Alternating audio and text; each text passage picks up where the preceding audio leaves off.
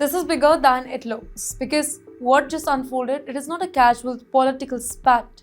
It is not a random social media outburst, and it is definitely not just about wine or champagne. This is a text message turned into geopolitical weapon. You're watching Times XP. It's me, Dhruv, and here's the context that you need, step by step.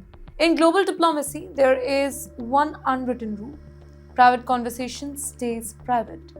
Presidents argue behind the closed doors, they disagree quietly, they joke, they criticize, they question off the record. But until now. And then enters Donald Trump. US President has just done something almost unheard of. He took a private message from French President Emmanuel Macron and made it public.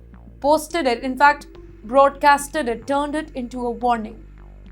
Now, that single move has changed everything. But you know why was Macron testing Trump? Well, the discussion was about Greenland, the icy Arctic territory that Trump has repeatedly described as strategically vital.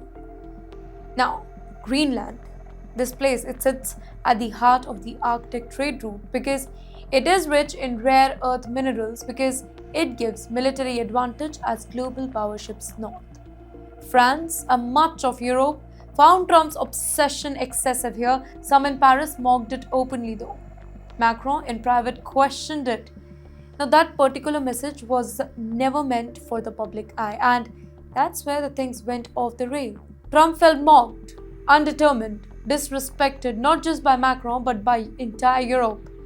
French commentators has also criticized Washington's explanation here. They even took aim at the US Treasury Secretary Scott Bessent. To Trump, this was not just a debate, it was humiliation for him. And then there was retaliation. It was swift and it was symbolic. Trump didn't threaten the tanks. He didn't threaten sanctions on weapons or technology here. He went straight for French identity. I'll put 200% tariffs on his wines and champagnes.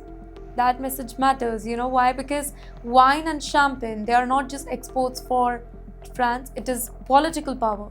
They deploy millions, they define French culture. A 200% tariff would price French bottles out of the American market, and that too overnight. This was economic pressure, by the way, with emotional impact. But here's another layer. At the center of this storm is Trump's proposed Board of Peace, originally framed as platform to rebuild Gaza, later expanded into broader geopolitical alliance here. Trump invited Macron.